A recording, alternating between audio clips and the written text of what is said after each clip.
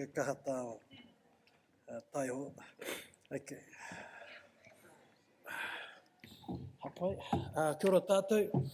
Ha mea e hara te whakiti te mano o te Tauranga Moana i ngeri mea, mai a te mahi. Mai a te mahi, hoi nano, ka timata te kōrero, mā koutou, te nui o ngā kōrero, mihi haro ki a koutou, tai mai o ka whānau, no te muri whenua me te taitukarau, kei roto i a mātou, nā toto o ngā puhi nui tōnu, no reira, he honore ki te kōrero ki wanganui i a tātou. Going to try and get through this. There's a lot that I'd like to share about the mahi that we've been doing up in the Taitukerau. And yeah, how does this work, this thing here? Just push. So yeah, kia ora everybody. Thank you very much, Awhina, putting up with my hard case ways how we organise ourselves, and to Victoria and to everybody. We've just had a great experience at this conference. We've been to every conference since the inception of National Maori Housing Conferences since Rotorua representatives, and this has been the best. I've seen so much great kōrero come from the haukainga, come from the whānau who are doing actual building. Kia reira. Poko tēnei.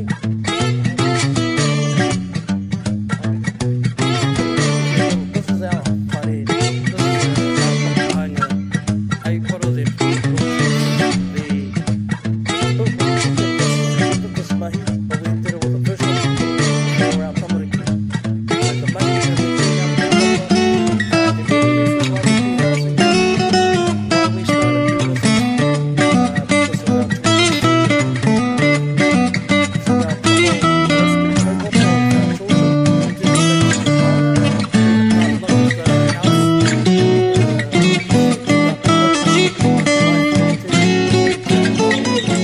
to our taha Māori, connecting back to who we are, our identity. So we will take that cycle, kuaretanga and the we have to take a stand, we have to make it your mahi has been awesome. Beautiful, these machines are working.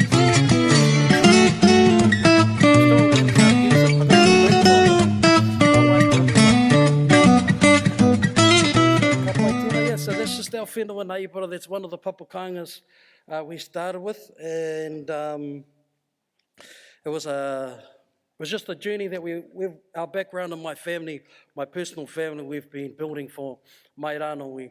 We're building kohanga reo back in the 80s. The kura kaupapa, my father, Herepete, he was the first chairman for the kura kaupapa o Rangia Niwa, and my mother was a staunch supporter of Pukemiro, and now they're vibrant parts of our community is our reo Māori and our kaupapa Māori. It was started under tūmanako, and then 20 years later, we're still building, but not for the sake of building, not here to build houses. We're here to just look after our family. We're just here to make sure that our family are with us, safe where they come from. So yeah, 20 years later, we got together with that way. We got together with a group of our community, and through an experience we had with Tupuni Kokiri, Pauline Tangohau, beautiful woman, love that lady. She stood up for us when nobody else would support us. We're a bit rebel, we're a bit radical where we are, but that's a part of our whakapapa. And yeah, so it was wonderful that Pauline would support our aspirations and our ideas for our sovereignty, our tino rangatiratanga. And yeah, mihi atu ki aia. And through them and through Kipper Morgan, professor at the University of Auckland, they came up, they offered us an opportunity to try a different type of housing solution. That was at the University of Auckland, and the now successful Dr. John Chia, a Malaysian Kiwi boy, who done his PhD with us. We experienced a great realm, a great new vision of healthy, efficient housing for our people. And through that, we created a Aikaroa Trust. Kepa is the founding kaumātua for us. Unfortunately, he's in Colorado.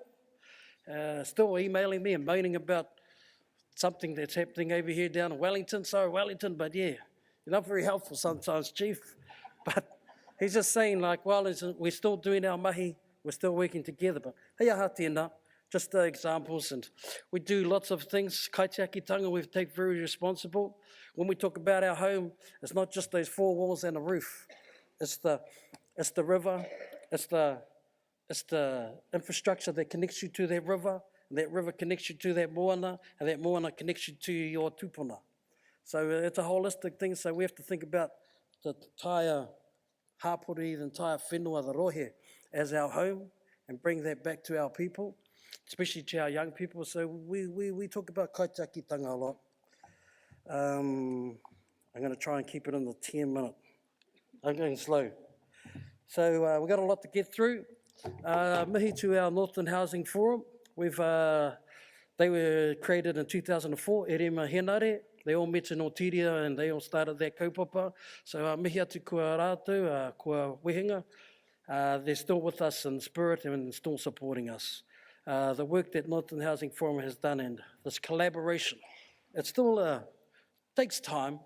It's nothing's perfect, no whānau's perfect, so we have to figure things out, and it's just great to have so many of our taitokoro organisations and hapu and iwi and whānau here, so that we can learn from Tauranga Moana, so we can learn from everybody that's here, and we can take this back. We're already talking right now out on the foyer about getting home and starting to talk and do this collaboration that Victoria and them have been sharing with us. Good luck to us. Ngā puhi kōwhaurau. But we're starting our kōrero. That's mea nui tēnā. Mahi for us as we go anywhere and we talk to anybody. It's not just for the people up in the Muri whenua. It's down in Maunirewa, the homeless people down there, our whānau who are all on their marae, squatting. It was very sad. Really hits the heart when you're seeing people sitting on the sidewalk with their furniture, waiting for the 6 o'clock so that they can get back into the marae, and these little kids, and they got nowhere to go. So those kind of experiences, we go down there to try and share with them what we've experienced and how we can help them. We talk to anybody. Pākehā organisations have been great. They give us a lot of information. So we'll talk to anybody, anywhere, anytime, to try and find those solutions to our problems and our issues. We just go anywhere and just talk and discuss and learn. Housing hui's anywhere if we're invited, and that's why we're very privileged to be here at this hui today and share as much as we can in the next 10 minutes. And the reasons we are is because of the issues that confront our people. The photo on the right, you can see my whanaunga of ours from up in Te Rarawa, his leg. That's his kitchen. And what separates him from his wharepaku is a curtain. And these are the solutions that we have to address. Another whare, the other one is a calafont with no ventilation. So the kids are sick and they're getting all these kind of rheumatics, problems that are coming to them. And it's just small things. It's just little things. Don't need $1 million to fix these. Just little things, just need someone to care about them. That's a kitchen. That's what our people are going through, these things, the concerns. For me, I talk to them and they reckon there's no one to help them, they got no assistance, there's no accountability to our whānau. How do we take Paula Bennett's speech and hold her accountable to that speech, to that delivery? And yet we get to the end of the election in 2017, how do we address and hold her to that account? How do we all hold account to our people? And be honest and be open about saying, yes, we did meet it, no, we didn't. Where are we? How can we go? We need to have these discussions amongst ourselves because everybody wants to talk about, yeah, I did this and I did great and pat myself on the back. But looking at the statistics, it's not that great. We know that. Just kia kaha whānau, keep trying. And so some of the mahi that we've done is Ahikaro Trust, we talked about our own solutions. Government funding, I don't get on very good with government. I don't trust them. Our experience maybe goes back to 1840, but it hasn't been a very good one. And so I'll take, yeah, kia ora. It's an honest thing. I'm not here to attack anybody. I'm just saying this is how our people are. And, but we'll take that assistance. We'll take it as long as we can, or as long as we need to, actually. We don't want to be tautoko e hoa. Don't want to be tied into a government assistance. We need to create our own solutions. And hopefully I can explain some of those. Some of them, again, is about being efficient, understanding that it's not just about a house. It's not just about an affordable house. It's about being efficient. It's about being a whare that's going to be generational. And that's a huge investment. That's a huge ask. It's a huge challenge. I know a lot of my people that I've visited around the country here, I look at it and they've got a lot of issues amongst their whānau because they can't meet every single challenge. So they take the lesser of the two evils. We are tangata whenua. We don't need any evil. We just need to make the right choice for the right reason. And that for me and my wife to keep us focused is on our tamariki and our mokopuna. And it's hard, but it's a journey our tupuna would be proud of if we could change this around. So I'm not even quarter of the way through. Lisi Tukua, give me some awesome research. We've got to do more research, whānau. We've got to share it. Innovation, we're creating our own equipment. We're investing into things that are into our solar systems and everything, just to try to gain our sovereignty and our tinuranga tiratanga. The initiatives that we're doing has got nothing to do with money. It's got nothing to do with a lot of laws. Well, we don't really recognize these laws very much, even though we deal with councils and we deal with consents and engineering specs and TP58s and PS1s, PS4s. It's like, mate, I just want to put my whānau in a house. I want to deal with this bureaucracy and these policies. Just either get out of our way or help us to get our people into whare. So some of the ideas and solutions we have, we use our own resources. Our beautiful wai Māori, capture that wai. Not only is it beautiful for inu and stop being thirsty, but you can capture that energy. You can capture gravitational, you can capture solar, all of these energies. Within our Mātauranga Māori, Māui tiki tiki, ne? They could capture all of these things. We don't have to be dependent on the gasoline and the power systems. That's their infrastructure. We need to create our own infrastructure. We need to invest into our own communities. Not always be saying, hey, you owe me, you owe me. Yeah, they owe me, but I'm not going to sit around and wait for them to repatriate. That's not our way. Our tupuna and our history is too strong for us to sit around waiting for someone to row our waka. Our whenua tupuna, look at our whenua differently. Look through it through different eyes. All my whānau come home, oh, bloody gorse, era mea atu, rari. I look at it, I stand on that my bonga and I just breathe it in and it's like, me, he taonga tuku iho. You talk to your whānau, oh, marika, a tāhua te kōrero ge wangi a tātou. But it is, even in the whawhai is a beautiful thing. Because at least you're talking, at least you're together. At least you're a whānau. And some of my whānau, we had some big rumbles. Oh, beauty. Then the next day, once we sort our rumbles out, we say, now, how are we going to work forward for our children? And we've done some mahi down in Ngāti Hini, fixed the road that they said was going to cost 20,000. We did it for less than 2, just because we talked to our whānau and got our solutions from each other. Look at ourselves first. Planning, tautoko, all of the things yesterday, the examples yesterday of all the planning, and it starts with a plan. Piece of paper is the cheapest. Start scribbling on a piece of paper first, and don't stop. Go anywhere and anywhere to get your kōrero. And don't be afraid to fail. I've just had a big project and we've got to start all over again. But and it's a big project. But that commitments that we're looking for, the aspirations that we have, that's what keeps us going, keeps us motivated. We don't get tired. We just get a bit behind in time. But Paiana, that's okay, Robert, we'll get there. Okay. But we do have successes. We do our successes and we do it together and we include our tamariki because it's for our tamariki. We're committed. This is our whenua. We're tangata whenua. If you ain't got no whenua, it's hard to be a tangata whenua. So, kia kaha tātou. Be committed, Our nanas, and our children, they depend on it, you know, and our whenua Māori, sorry, I didn't get to much talk about the whare uku, but just trust in rangi and papa. That whenua, that tango tuku iho, we cook in it, we grow food in it. It can house us, it can do so many great things. It can heal us, our wairu and our spirit, just by touching it, these things. Unfortunately, my dad died a couple of months ago, but he pai ana tēnā, he was in his 80s. And he went hard, he was tough bugger, nāpohi, that boy, to the end. And we don't, e hara he pauri. He mea oki pai here.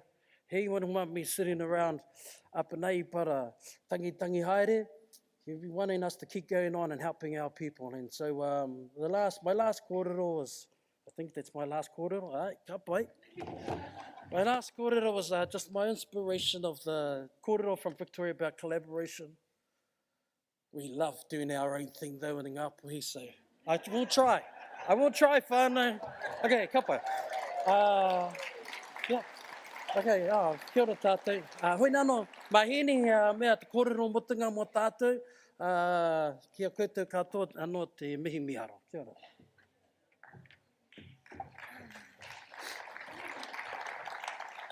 Tēnā no tātou katoa, e tika ana te kōrero mate atu tētahi ka ara mai tētahi anō. Nō reira, ko tēnei te wā, he au huri hoki tēnei, e pāngia he te maha hoki o ngā mea ki rungi a tātou te iwi Māori, me mihi hoki a hau ki a koutou te iwi kāinga. He wahine ahau no Ngāti Hine, e tika ana te kōrero Reuben, he taonga tō tātou nei whenua. He taonga hoki tātou, te whānau, nō reira kia kaha tātou. E tika ana ko tātou ngā tangata whenua, engari kua kite ahau, he maha o ngā ture o tēnei kāwanatanga e pēhia ana ki rungi a tātou, pēhia ana ki te Ture Whenua Māori Land Act. Ko tērā ture, ki tō mātou nei titiro ki roto o te tai tokiro, me tūpato tātou, nā te mea kei murua te kāwanatanga i a tātou nei whenua. Ki roto i te tai tokiro, e pupuri tonu ana ngā hapu me ngā whānau, ki te neke atu i te kōtahi mano rima tikau. 150,000 hectares of Māori land are still in Māori ownership within the Tai Tokiro. And we're very, very concerned about the legislation with the review of the Ture Whenua Māori Land Act and the possible confiscation of this land, because only 25% of whenua Māori and Tai Tokiro have trusts governing it. And it might not necessarily be a ahu whenua trust, it might be a whānau trust. Why? Because we don't like the kōti whenua Māori. So this is a real concern for us in the north. And we have he maho i nei mea e pēhi ana ki rungi i a tātou katoa. Pera hoki ki te mahi o te kāwanatanga ki te tuku moni ki ngā rūnanga a iwi, engari pēhea tātou te iwi kāinga i te noho tonu ki runga i te whenua Māori. Nō reira, me kaha tātou ki te wero atu ki ēnei rūnanga kia tautoko marika tātou te iwi kāinga. Nō reira, ko tērā waku kōrero ki a tātou, kia kaha tātou, kia maia tātou, kia whakaro rangatira, kia tū Māori, kia kore tātou e pōhehe kei te moni ke te mana mō tātou, e hara. Ko tō tātou nei oranga, ko te whangaungatanga, ko te whakapapa, me tō tātou whenua Māori hei oranga mō ngā mokopuna e haere mai ana. Nō reira, tēnā pēr kua pauke te wā ki te patapātai mai ki a mātou, hoe no Aotearoa he pai ki te tūtaki, ki te kōrero a kānohi mai, hiaha ki o koutou pātai, engari ko tērā hoki taku kōrero, ngā kaunui ki a koutou. Kia ora mai.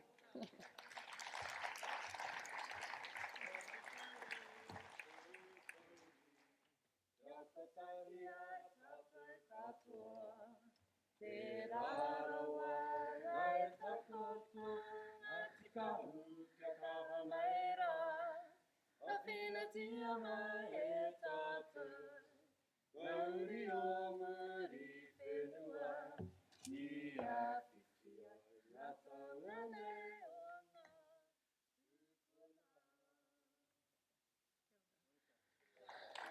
Tēnā koutou e te whānau. Anei he koha mā koutou, o mā te whānau.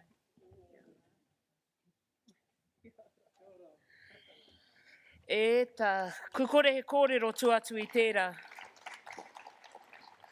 Kurāngonahia e tātou ki te oranga o ngai tātou te iwi Māori, ne? And so thank you to Ruben and to Hen. Oh, hey, Papa's flash phone. And I think it's important that you keep coming back because the tamariki, we can see the tamariki growing, and that brings heart to us also. Look, I love when Ruben said our tūpuna would be proud, because so often we're consumed by the things that we're not doing or that we perhaps aren't achieving. But Ruben and Hini remind us that we should celebrate the things that we are able to achieve and remind ourselves that not to put up the barriers ourselves. O tino tēnei te mihi atu ki a kōrua. I nāia nei, ka huri atu tātou ki Waikato, ki te whānau Turner behind me. I'm hoping to have Miriama Turner and Angi Tāmoana Wilson. He, tino pai tēnei rerenga kōrero. Oh, yeah, kia ora, me te whānau whānui. Papa Kāinga, fritters to whare. Ladies and gentlemen, welcome the Turner whānau. Ai, tēnā tātou.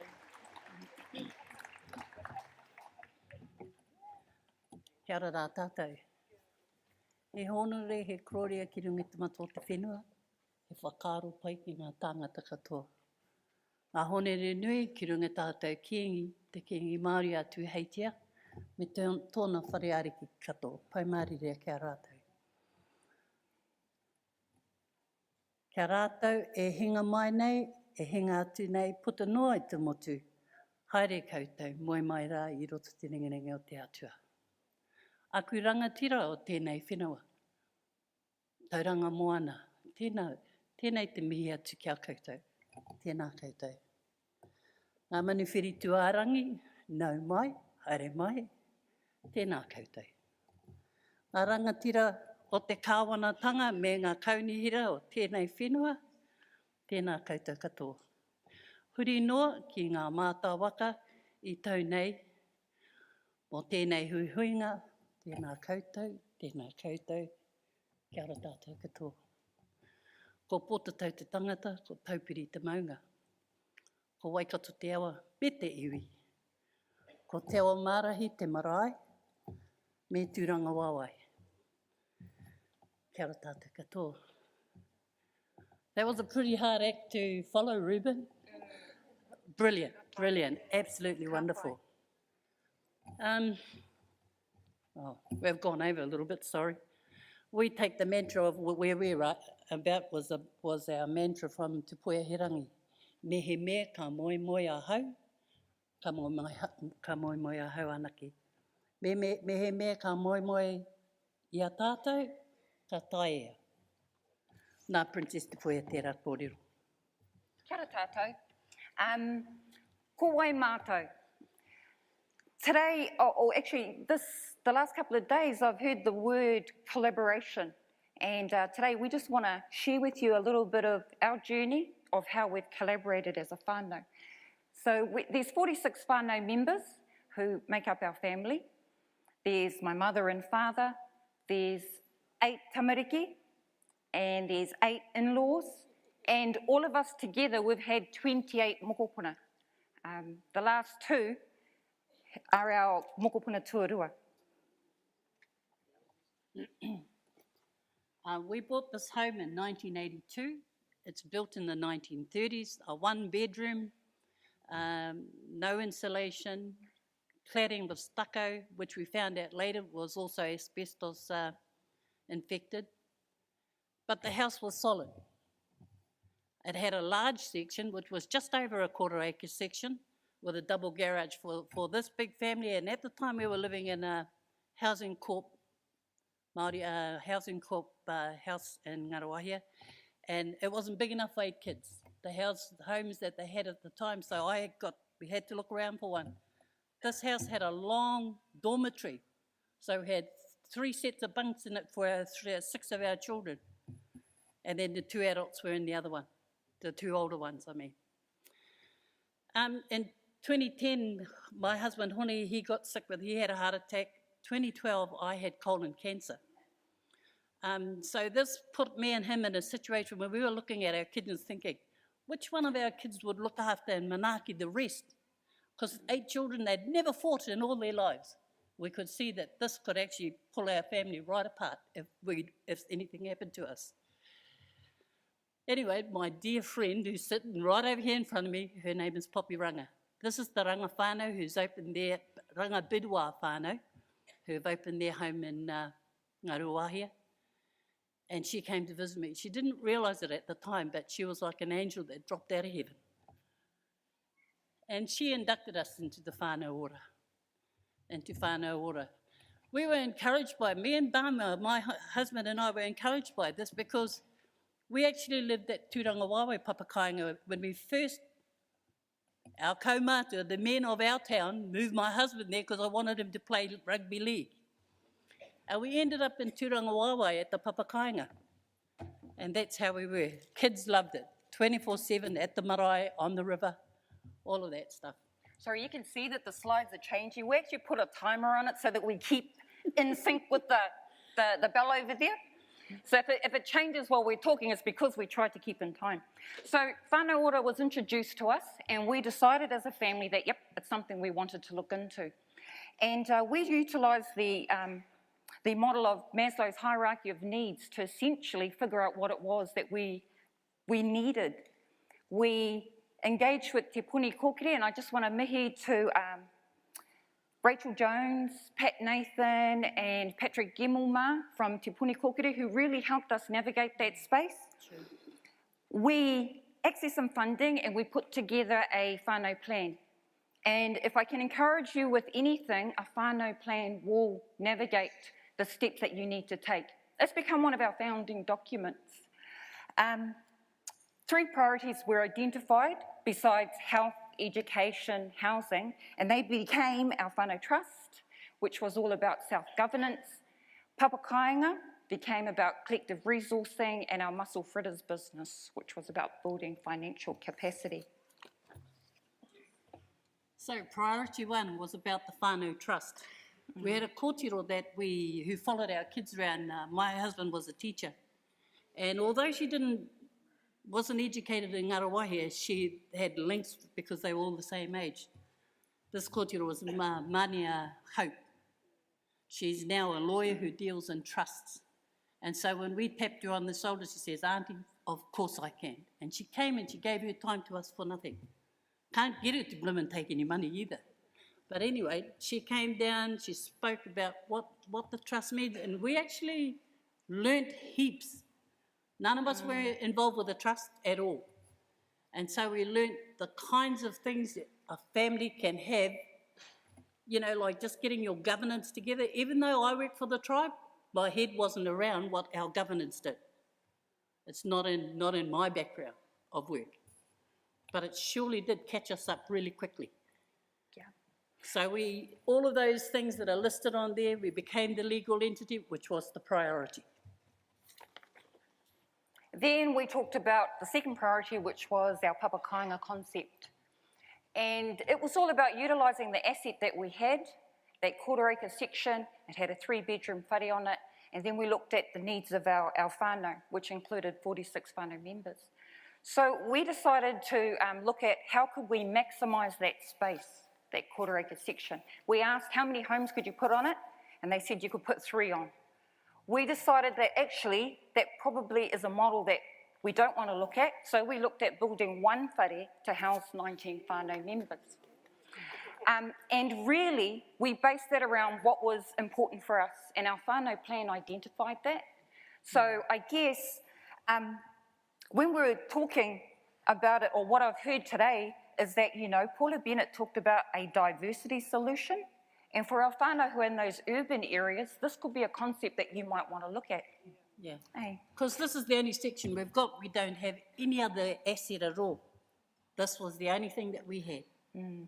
This is our solution for a safe, warm and dry model towards home ownership. So the third priority became our mussel fritters. So in 2006, in 2004, I think, Ngarawahia started an ordinary market. I kept saying to my tāne, we should get into that because that'll give us a little bit more pūtea so our whānau can meet, because we had regular meetings. We're a family, our whānau and our marae do koronehana at the Muttonbird tent. Every year, I'm sure some of you know that tent. So it was one of those things that we always got together. Eventually, we looked kind of what comes quite easily. We don't want to go hunting for anything. We knew how to cook. So we got the mussels were coming easily from Coromandel, so we did that.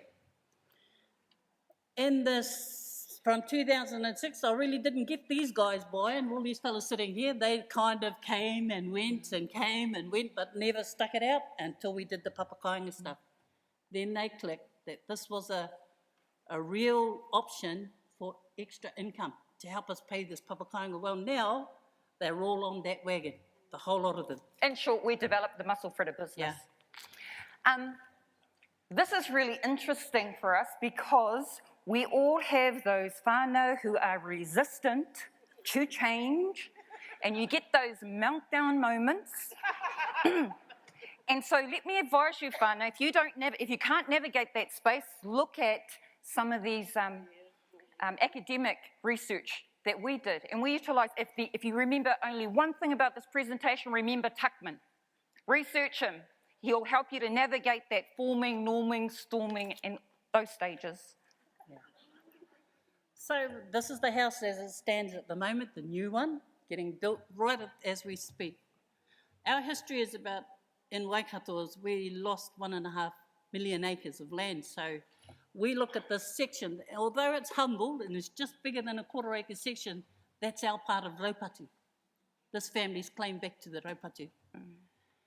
So for us, it was about using this land has got more depth to it than just land, just like Ruben spoke about. You know, we don't have any land, and I really love the way that you fellas have utilised your land. Awesome. Victoria, the way you guys talk, brilliant. At home, we don't. Not many of us do. If they own land, it's way out in the wop-wops, and it's not much. So from that little kōrero, I think about, you know, like what Kingi Tāwhio had to go through. What did he said? Mākua no I hanga tōka nei whare, ko te tāhuhu he hinau, ko ngā paupau he mahoi he patate. Me whakatupu ki te hua te ringaringa. Me whakapakari ki te hua, te kawariki. Kingi Tāwhio was faced with the challenge of Raupatu, and this was his whakatauki. Today, our challenge is to understand the wisdom of this rangatira's words. Create your shelter with what you have, and that's what we're attempting to do. Another goal for us is this will keep us connected to our kaupapa of kiengitanga, so that remains our cultural identity as a whānau. Building whānau capacity is really what this journey's been about, and it's been said before that it's not just about the house. And so for us, and I know it went fast on that slide, but I actually wanted to touch on self-actualisation, which is that top part of the triangle that Maslow was talking about. And that's where all the deficit needs have been met, and then you have that space to create more opportunities. And that's where we are striving to get to that self-actualisation space, to create more opportunities for us as a whānau. In closing, as the people of this land, we all have cultural commonalities and that connect us in different ways.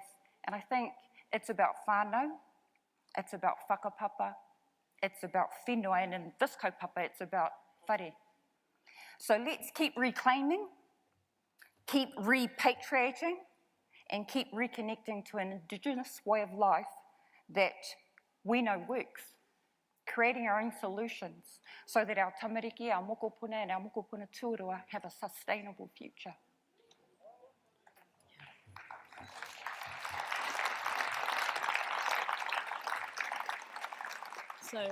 So just in closing, I'd just like to finish with another special whakatauki from Kingi Tāwhio. Ko tahi anō te kōhao o te ngira e kuhuna ai te miro mā, te miro whiro, pe te miro pango. A muri ahau, kia mau ki te ture, ki te whakapono me te aroha. Hei aha te aha, hei aha te aha. There is but one eye of the needle through which the white, the black, and the red threads must pass. Hold fast to the law, hold fast to the faith, and hold fast to love. Forsake all else. Nō reira, tēnā koutou. Kia ora tātou katoa. Kia ora. Kia ora.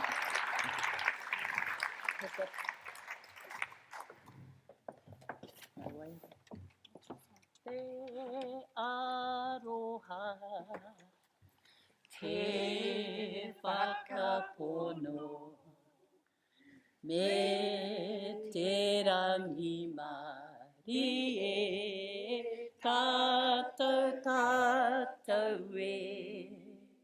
Kia ora tātou. Right, my dears. Now, we've got a bit of a koha here. I was never very good at maths. There's 4 boxes here, but there's 5 wahine. So you fellas go and have one of those hui where you, like Ruben said, have a big fight. Who's going to get the box? Look, I've got a quick question. So are you all sisters? Where are your fellas' brothers? One brother. I'm just in awe of all the wahine up here and thinking, where's these girls' poor brothers? Look, anei, e ko a maha koutou ki katoa ne. Ngā mihi.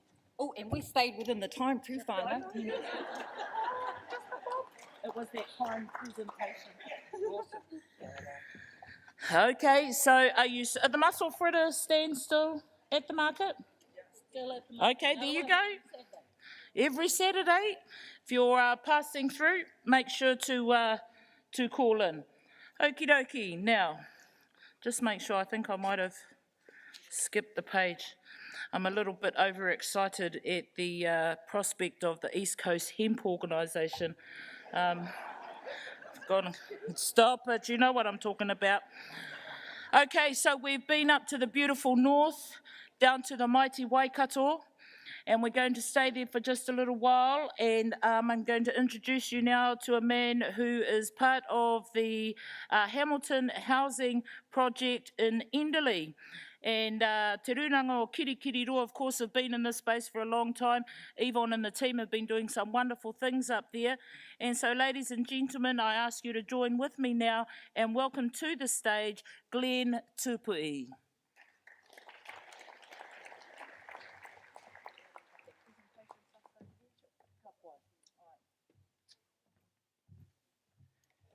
Ai tēnā koutou katoa. Me tukuna te mihi kia tō tātou nei rangatira noko nei. Nō mā tātou a waka no Tauranga Moana. I te wā e orana, ko ia te heamana o te runanga Kirikiriroa, no reira Matthew Dixon. Tēnei te mihi atu ki a koe. Me tūnei au, me whakamaumahara chia, o mahi pai kei Wanganui Iwi. A koa noho ana e koe, ki runga te taumata o nā whare wānanga, te whare wānanga Waikato. Ka heke mai e koe, i te whakaro ringa raupa. Hei āwhina, hei hiki chia, hei hapainga. Te rawa kore, kia rātou nā whānau pani, kia rātou anō, tiwi pohara e noho nei, kei Wanganui Tiwi. Nō reira mihi atu ki a koe. Tautoko nei nā mihi ki a tātou nei kingi. Tautoko anō, te whakapape i Wanganui a tātou tili tēnā koe. Hoki mahara au te wā i orana tō pāpa, tō whaia. E āwhine nei ia mātou, mai te puahao Waikato tai atu ki te rū.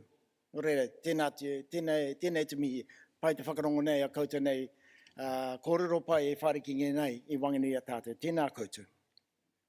Mihi atu ki nā manuwhiri tuarangi, Robert, me tō hoa rangatira, Robert Hall, tēnā kōrua, nau mai hara mai.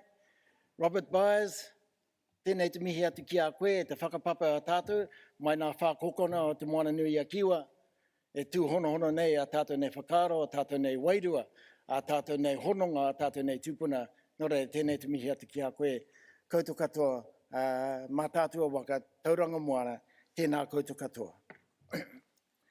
We've got a video that's going to really tell the story. I just want to do an introduction of that. Te Runanga Kirikiri Roa is an organisation that was mandated by Te Ariki Nui, Dame Te Ate Rangi Kahu, in the mid-80s, to as a group to advocate for and on behalf of ngā mātā waka e noho nei kei roto a Kirikiri Roa. So mātā waka living in Hamilton, and this organisation was organised for that. King Tuheitia remains, has taken over as the patron on behalf of his mother. I give an apology from Media Belza and Yvonne Wilson and Sharon Lambert. They've been at previous conferences. We're now at the where the rubber meets the road on the conversation of affordability, and anybody who's building houses in Tāmaki, Kirikiri Roa and Tauranga will know what pressures that brings on. The land escalation and land prices is just racing out ahead of us. And so when you talk about building and you talk about affordability, it has some significant challenges. If you're a Mātā Waka organisation, you have to purchase the land. So you're going backwards before you come forward. It has even greater significant challenges. Mihi atu ki te tai tokorau. Tēnā koe, Ruben. And I'd love to hear about your father working till it was time to go. I remember my grandfather lived till he was 99. I went to pick him up one day and when he was 97. And I said, look, we were going to the Pokai, and he wanted to climb out of bed. And they said, you can't take him, he's very sick. He hasn't been up for a while. The doctors have been out to see him. I said, look, better he die at the Pokai than die looking at you fellas. And so he went to the Pokai. So I love that way you approach the loss of your dad. Can I just want to talk about, and I guess it was the minister's speech that brought that about the complexity of building houses. I grew up in a house, and it was a Māori affairs house, and all us baby boomers know what they look like.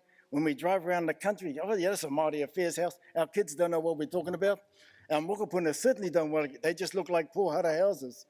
But we grew up in Māori affairs houses.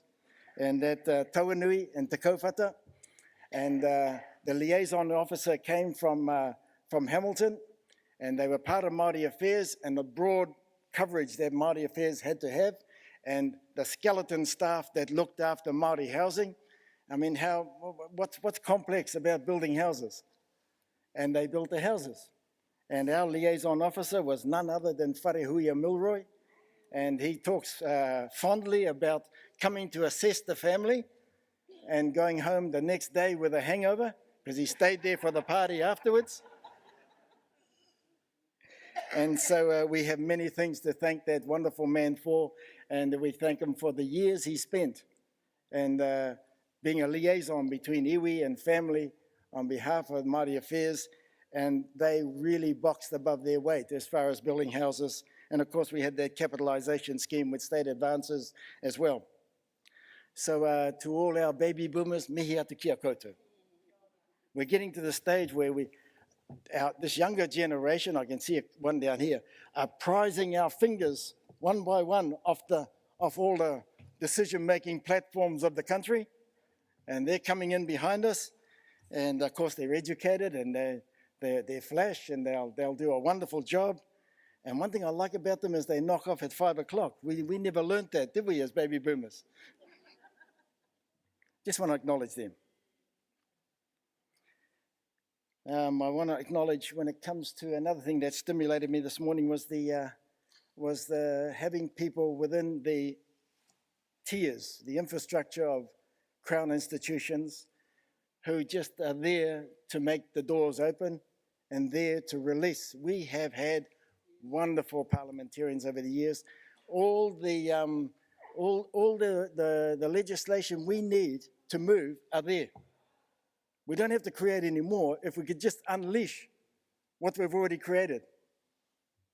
And that affirmation and lifting Māori, what we're struggling with is bureaucracy. I want to thank a person, because we started a kaumātua, emergency kaumātua housing down in Kaiawa at Pingao, with our Pingao farm block. And we had 4 kaumātua living in derelict houses, outside toilets, no hot water, all those sort of things, caravans. And we ended up negotiating with a man by the name of Karaka Tuhakaraina. And if ever there was a man inside a system that could kick doors down and make things happen, it was that man. And those 4 houses, kaumātua houses, came to be. All the original occupants are gone now. But I just want to acknowledge people like that. There's many people there we can acknowledge. But if you're in the institutions and within your sphere of influence, whatever you can do to unleash, to unlock, it doesn't have to be, you don't have to face criticisms of preferential treatment. Don't worry about that. There's legislation that says that you're there to do that job, and just unleash it. Let it go. Te Runanga Kirikiri Roa formed the Ngaro Tātangi, and as I say, they've presented at the previous conferences and done a wonderful job. Have you, Robert, before you go, the 2 Roberts, and Robert, your lovely wife, before you go, make sure you see these 2 movies. One is the Wilderness Children, or what is it? The Wilderness. I've seen it twice and I can't remember the name. You make sure you see that. And the other one is Poie, because every venture needs a Dalvanius prime. And here's one over here. Victoria, you are certainly another one. There are people who can see the end product, and they're bringing reluctant people to the table. Come on, if we do that, and there's reluctance all over the place, and one thing that colonization does to you, it destroys your confidence. And after you have a few generations of having your confidence destroyed, believing that you can achieve something that's just a vision, if it's reachable, it ain't a vision. And so we all need a Dalvanius prime. And I just want to acknowledge the Dalvanius primes. You won't get thanked now, but you will get thanked when everybody's sitting in their homes and what was once a vision is right there in front of you. I just want to acknowledge the presentation of the local haukainga this morning. Stunning, absolutely stunning. Kia ora koutou. Ngaro Tātangi also does tenancy management. I've had to change my notes. There were some questions came up this morning. They are an approved social housing provider, and so they provide tenancy management as well. Finding a building contractor that is passionate, and we've had a hiccup in that realm, but finding a building contractor that has got the vision straight away. And we have found one, and we've found one that is 60% of the staff are Māori, 2 of the supervisors are Māori, the apprentices are Māori, and some of them are local from the area in Endley that we're building in. You're about to see those, and I hope I don't force that video too far off the page, our whananga. Hey, and that just wants to walk along on the journey with you. Crucial to find people that are all on the same page. One thing about the minister's speech this morning, love to hear about the places that are getting opened up, where it is Māori land, or where it is treaty land, or where it is settlement land. They have to work with Māori, but other assets that she spoke about, state assets, and there's a state asset carve-up, and we should be in that space, not as tenants, recipients at the bottom. Our construction firms should be in that space. Our building firms should be in our space. Our tradespeople should be in that space. Organizations that have a significant number of Māori in their governance structure should be in that space. Otherwise, this asset is being transferred over to a tauiwi kaupapa, a tauiwi organisation, and we are only the recipients at the bottom of the pile. We need to be up the top. Robert Byers, I loved your presentation. I listened to the journey. And there was one time where I thought, well, these people are about 10, 20 years behind us, and then you put up that last slide. Now, oh my goodness. I love the way, and of course I get from that, you build the people and then you'll build the infrastructure. So mihi atu ki a koe. I'll just leave it for the video to do the rest of the talking. Nō reira, I hope somebody's down there pushing a button, and we're away.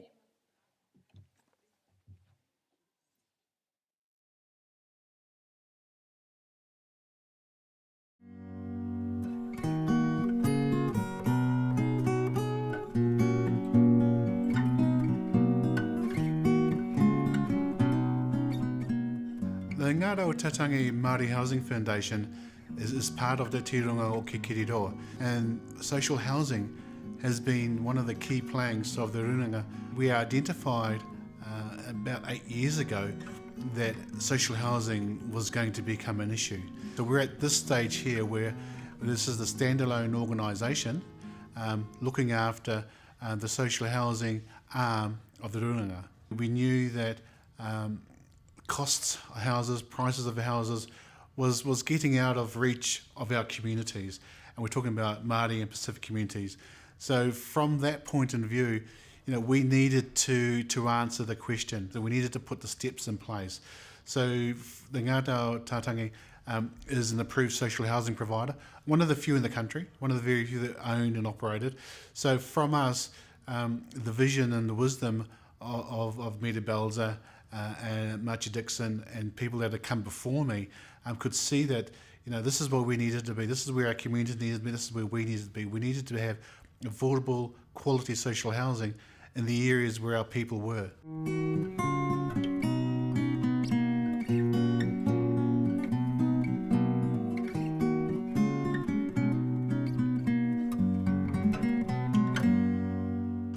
Wairere Village, it's an awesome village. We've got an awesome opportunity here to be in the heart of where our people are. It's a 62 unit village. We're in stage 1. We've got 2 more stages left. We've just had an opening just recently in the last 3 weeks.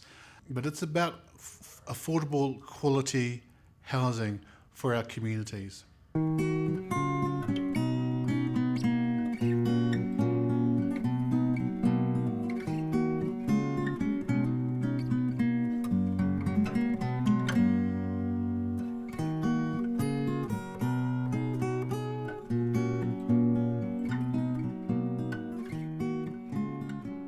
For me, I didn't want to buy here, and that was really because I didn't think that we could. I didn't think that we had the means to be able to afford to buy a house. The biggest challenge was actually getting over the fear of knowing that we could, because that was something that we thought, I don't. We thought that we didn't qualify. So it's not that I didn't want to buy here, I didn't want to open myself up and be vulnerable to being turned down. We went to one of the meetings that the Runanga was holding, and I guess the biggest thing about it is that when you've got more information, you've got more power to make an informed decision. For me, it wasn't a challenge, because what they were saying, in my mind, I was thinking, we can meet that. We have the means and the capacity to meet that. So that wasn't so much of a challenge. I think the challenge was getting out there and meeting that need. So that was, getting off our bums and actually going out there and doing a bit of research. And to my wife's credit, that's what she did. She went out, so she did a bit of research, but that was off the back of our stewardship, where they told us, right, go out and do some homework, go into the banks, see what they have to offer. And she did that. She went to Tainui. Tainui had a workshop around home ownership, so she did that.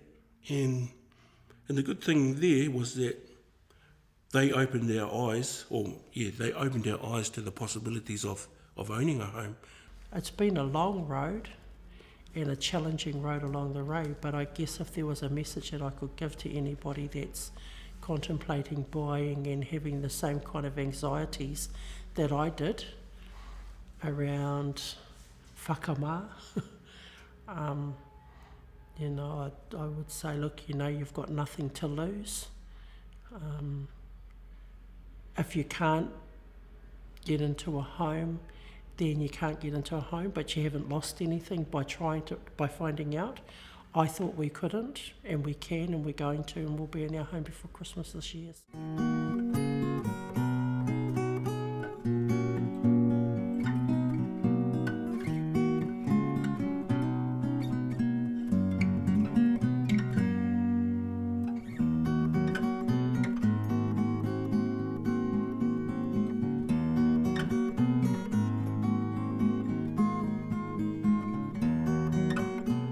Well, the number one reason was that I wanted to come into a community that was diverse in life's experiences,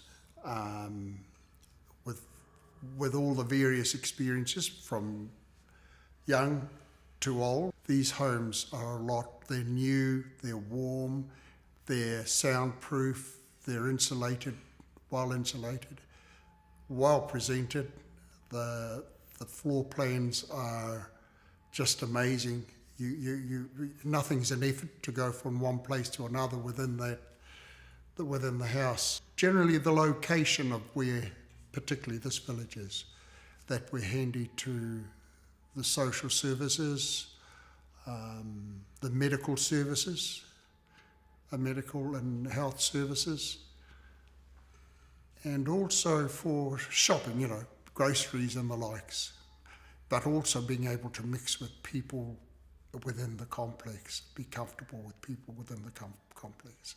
And also the bathrooms are set out so that they can accommodate people who aren't too mobile. It's important that you bring in a community or create a community where you have the young people's needs are met, the housing needs, the social housing needs are met here, complemented with the older, the kaumātua being here with their experiences and blending the two so that you've got another way of life for a lot of people who don't have this opportunity. There are a lot of benefits that having a project like this in our community can bring, not only to our families, for our families, but for the wider community at large.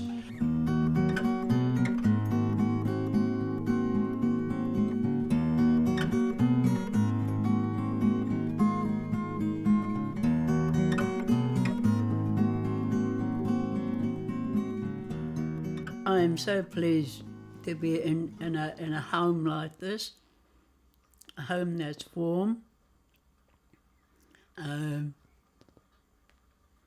easily managed, everything is handy. We've got shops all around us, doctors within driving range. The interaction is more here. Say a street is you're on your own. It wasn't the sort of community like what we have here. Not as good as that as we are here. We're not as close over there as we are here. Yeah, I think you'll get the same reaction from everybody Space, around here. even beyond the bell. Just want It's you feel so safe. You feel so safe, and that's the beauty of it. I think it's an imperative. The journey we're on to build Papakainga is an imperative. The neoliberal swing, if you look at, just take a amateur's look through history. The welfare state started in the late 1700s through the Victorian period, and we ended up over here in this, at some stage, possibly many would believe too far, and now it's starting to swing back, and it's here with us for a while. We all lived in Papakainga for thousands of years.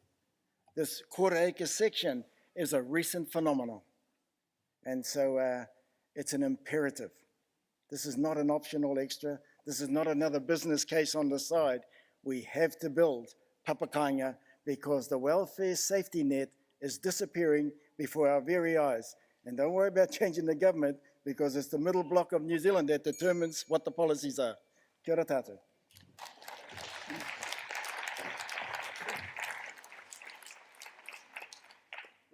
Waikato te awa katohia, katohia he waima. Katohia he waima, ka eke ki te pua o Waikato. Te awa e piko e taniwha, e piko e taniwha ki atu patora ke kauri koe i ngā auka o Waikato. Whakamau to titiro ki ta whitira, ko tau piri te mauna potatau, te tangata te mauri o te motu e. E hoi tō waka ki ngā rua wahia, tūranga wai wai mō te ao katoa, te tongi whakamutunga a matu taera au e, hoki au e.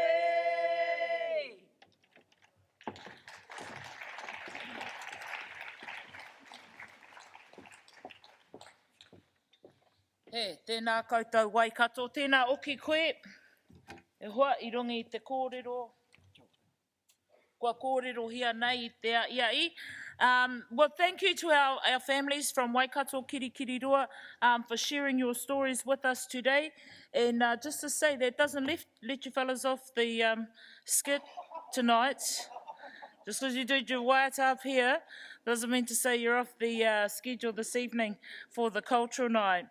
O tinoa, moving along now, before we take our afternoon tea break, and it's my privilege to turn our attentions to Ikarua Rāwhiti, where there is some exciting developments happening over there.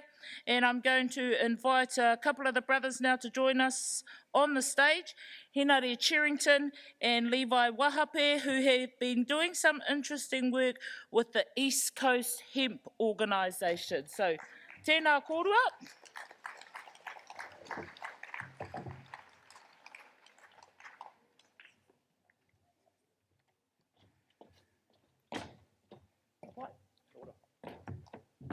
Bloody Marys in their dope. Man, you hear that a lot. It's quite typical, but I don't think it's typical because we're pushing such an edgy product. I think it's typical that we're thinking of innovative solutions. Now, me and Levi here, we don't get out much, so please excuse my rough talk and all the rest of it. He generally taps me on the shoulder when I go off track, but I don't tap him on the shoulder because he's tall kinda. So, man, Ruben, never met you before, but man, I was feeling your talk as almost like you read my notes before you've come out, because we're on the same talk, on the same kōrero. It's massive. Funnily enough, ko Otiria taku marae. But yeah, we're from Hawke's Bay.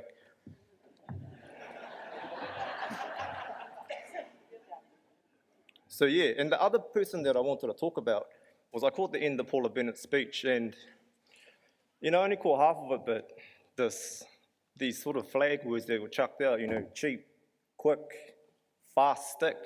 What does fast stick? But what does that mean? It's like it's almost perpetuating the mistake we made back in the day. These cheap, underperforming houses that we are getting put in. We being the underprivileged. So anyway, enough of that. Let's go back to the presentation.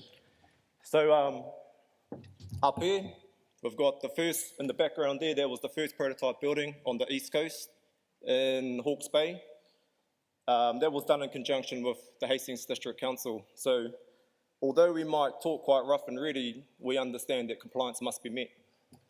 So the far left there, the bro, he's our #1 builder, Gabriel Williams.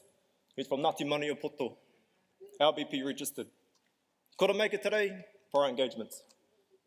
Of course, this handsome man to the left of him, Levi Wahape, Ngāti Pahuwera, so big ups to Ngāti Pahuwera.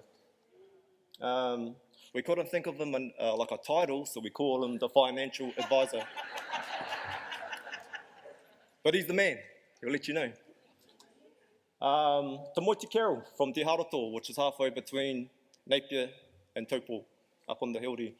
Now, the reason we mention him is because a big part of our philosophy is not just about building with hemp, but also training opportunities for our young. So this boy came through, no idea about construction, no idea about hemp, no idea about nothing. But we put him to work, a week in. So that is, I think, how we describe the method is high labor, low skill. So it's perfect for us. Hey, I read him how I get him. So there's me, Hinare. My background is in construction and education. That's my thing. So to split this up, I'll be talking about the social impacts that we have been made aware of in our time, and Levi will get down to the nitty-gritty of hemp and construction and how we're going to play this out.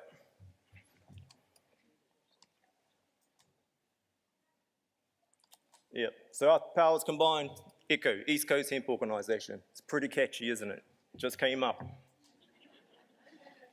So as I said, similar to Ruben's whakaaro, we're getting put in these real underperforming houses that are making us sicker and sicker.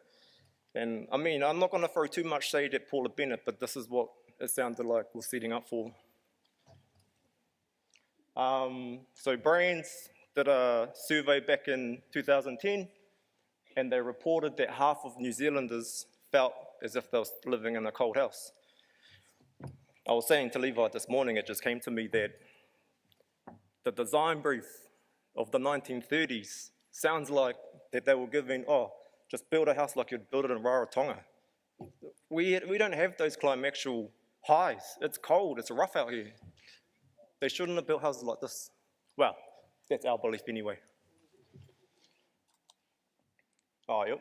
So the impact. So we got JC, John Campbell, in the background there. He was talking to ex-Children Commissioner Russell Wills. Now the reason we bring him up is because the most affected people in these poorly performing houses are the children, because they don't know to chuck another blanket on, or they don't even know if they're sick or not. That being said, it leads to serious illness. And again, Ruben had said it. I don't know where I'm pointing over here. I don't even know if you're over there. But it's rheumatic fever. That's basically what we're summing up for. And it literally causes death. Living in a old cold house is gonna potentially kill you. There's cases of it. Okay, so rheumatic fever. This is one of the respiratory diseases that could be encountered living in a poorly performing house. Now, this disease is a third world country disease, and apparently Aotearoa is a first world country. But we have this preventable disease that is plaguing disproportionately the Māori and the Pacific Island communities, which is a flag of the socio-economic level and a flag that we don't have access to good healthcare. But it all could be solved with a decent house. So if we break it down real quick, nationally in 2015, there was 112 cases of rheumatic fever with a cost and a stress to the healthcare of $40 million. In Hawke's Bay in 2015, there were 3 cases. In contrast, in counties Manukau, there were 36 cases.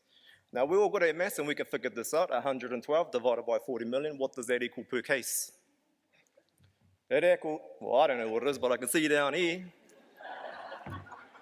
$357,000 per case of a preventable disease. It's crazy. So, I mean, Hawke's Bay alone has contributed 1.1 million to the healthcare of that. In contrast again to counties of 12.85 million. I know these numbers are quite rough, but that sort of gives you an idea of what's going on. Māori home ownership. Again, Ruben. Basically what we brought this slide up for is because what we learned through all this and through all our, well, we've been doing it for 2 years now, for all our years doing it, is that the easiest way to transfer wealth 3 generations is within land and housing. Our houses by code only have to last 50 years. By law, by building code, which seems crazy. How are you going to pass that on? What are you passing on? You're passing on a problem.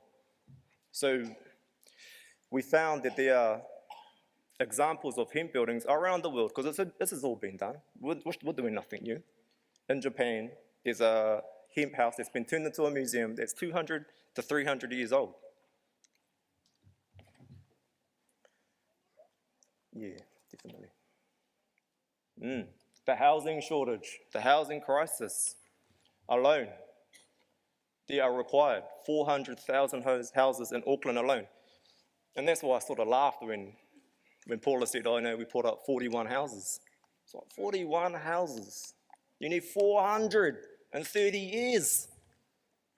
And what's the average price of that house, of a house in Auckland? We're talking $500 billion to fix this. It's crazy. We have to be more creative. There's just no other solution. Of course, Christchurch hasn't recovered. Then what happens to the provinces? All the skilled labour goes to the city centres, which makes an issue for places like Hawke's Bay.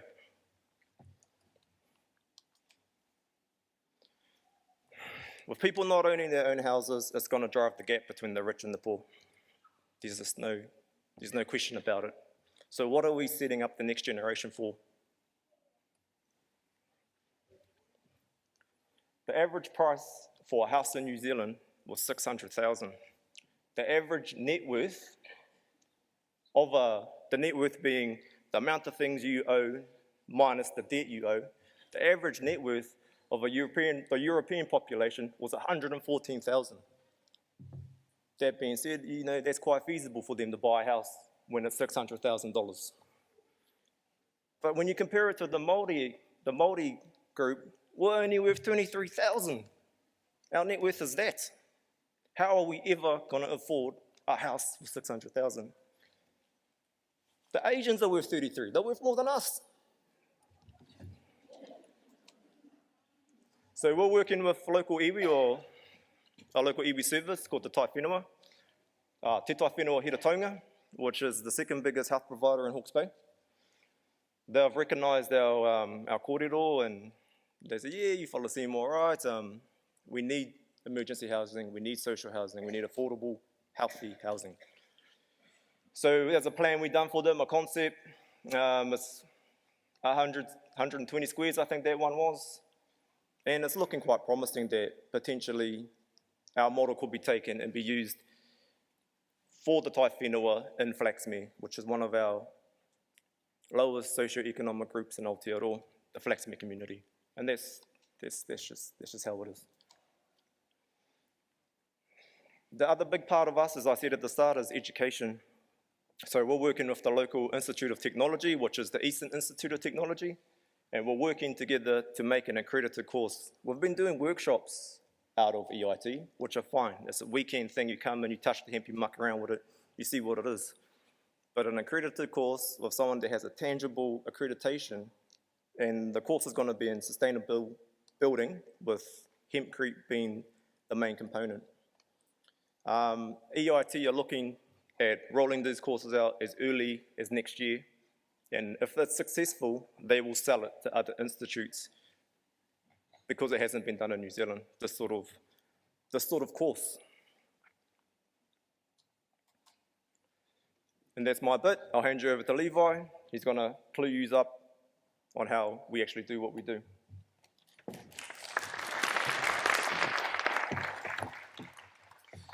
Kia ora, everyone. So I'm going to talk on why hemp. Why would you even think of building a hemp house? So first of all, there's a few things that hemp provides that other materials won't provide. First of all, it's strong, lightweight, and breathable. It's half the weight of a concrete wall. It's energy efficient. It's incredible insulation. We're getting this tested at the moment through brands. We believe that it will be double the insulation of pink bats. It's naturally non-toxic, so there's no chemicals in this product ever.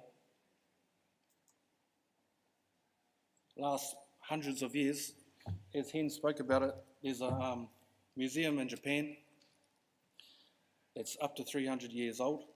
It's still, there's nothing wrong with it. And if it lasts 300 years old, well, you can hand it down to your children and then they can hand it on to their children. Flame, water and pest resistant. It's resistant, it's not proof, not flame proof, not waterproof. And all you need to build this wall is hemp, lime and water. It's just readily available. It's also a carbon negative home. So this is the components that you need to build a home. First you need raw hemp, so you just get some seeds, grow yourself a crop. Literally. Oh, okay. You get some binder. It's 3 parts lime. You get herd. It's a processed form of the raw hemp. And then you end up with your block at the end.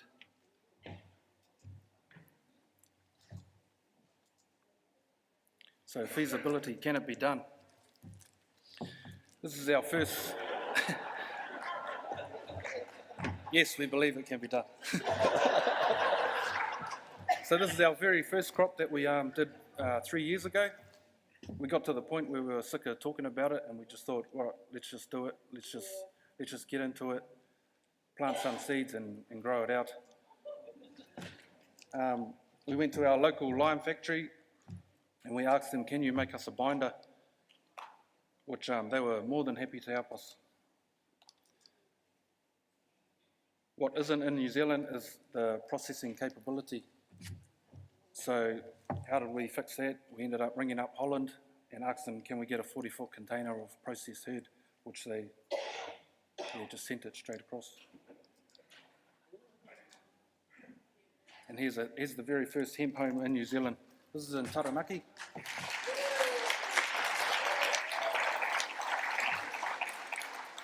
So this is a 3-bedroom home of our friends, Matt Lowe. Anyone's allowed to go visit this home. You're even allowed to stay in it for the night if you ring him up. And he'll pretty much tell you everything about a hemp home and why you should build a hemp house.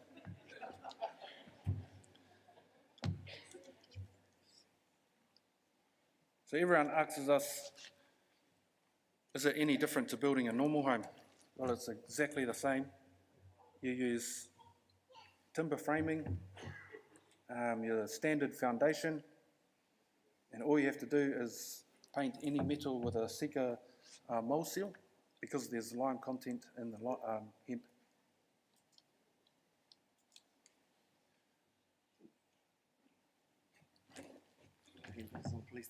Yeah.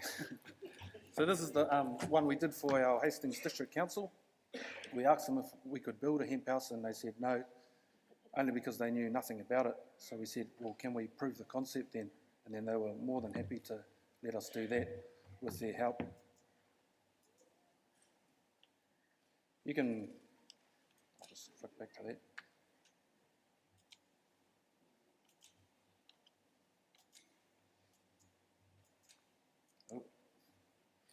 So growing industrial hemp. 1 hectare of hemp will pretty much provide you enough herd to build yourself a house. 12 weeks. This is a 12-week crop. And you can fit 2 crops in 1 year.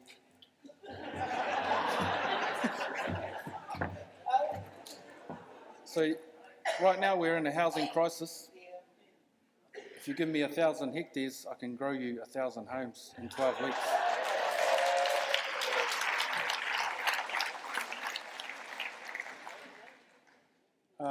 So steps moving forward for our company. Right now we're heavily involved with brands. We're halfway through our testing.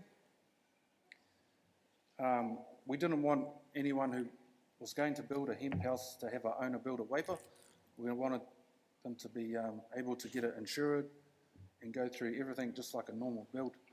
Hence why we went to brands and got our product tested. Step 2 is to build the first signed off brands home in New Zealand. Third is to sort out the processing here in New Zealand. If we sorted that out, we'd be the first in the Southern Hemisphere to do that. And fourth, our continued development in the hemp construction, coming up with new products for the building industry and other products made out of hemp. Any questions? Any questions?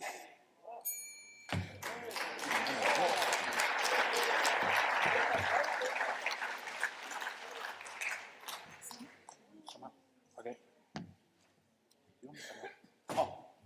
I don't know if there's any questions out there. Maybe some quick, easy ones. Got 2 hands up, got 3 hands up. I'll take you down here. Kia ora. Awesome.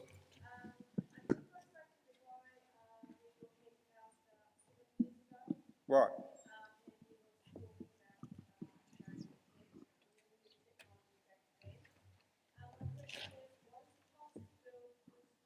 Oh, this is a good one, straight off the back.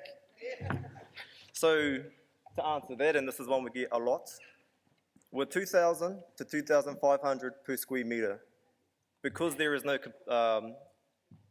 processing capabilities here in Aotearoa, we have to import it, as you saw, everything. Once the iwis get behind us and give us all their cash, we'll go out there and we'll go out there and build a processing plant, and then we'll let it fly. So you could imagine it dramatically reducing the costs, because also you're in the value chain, aren't you? You're growing your own house essentially. Hey, kia ora. Is this product a cladding or is this an insulation? Do we still need the cavity behind the brick? Yeah, good question. We've actually got a block in the truck, so we can bring that out.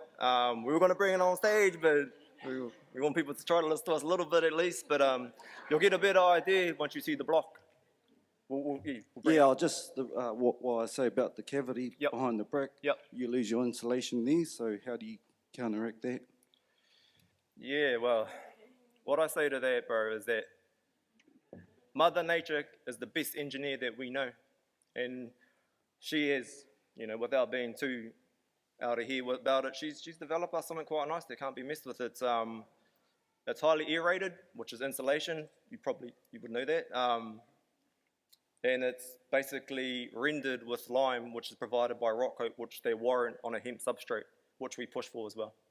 Oh, it's just around the weather tightness that we're having, and I can just see that it'll be better applied direct fix to the framing to create that insulation barrier.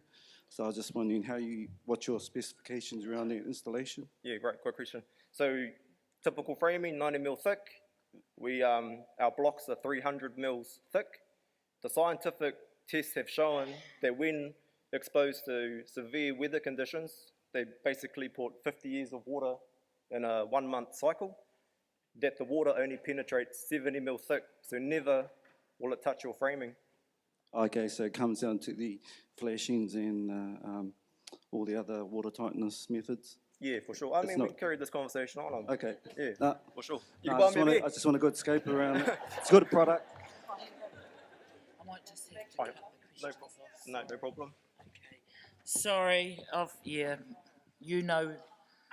Pity, one more question, please. Don't you fellas moan at me later on when we're buying time, okay? Where are we? Kia ora, Victoria Kingi, PSL. Great presentation, inspiring, how awesome. Thank you. What were the legal issues, ramifications? How easy is it to start growing, and how do we get in touch so we can lease you some land? Oh, yeah, it's easy. Yeah, it's an easy one. You just hit us up on the old Facebook. In terms of where our time is put, it's always in development. It's never on sort of like business cards, any of that stuff that proper businesses do. But in terms of legals and growing like that, This is governed by the Ministry of Health. I don't know why they have this, but it is. Maybe Levo, you could speak a bit more about that. So anyone's allowed to grow hemp. You just have to apply for a license through the Ministry of Health, and as long as you tick all the boxes on there, it's pretty simple. Yeah, anybody's allowed to grow hemp. Yep. Oh. What was that?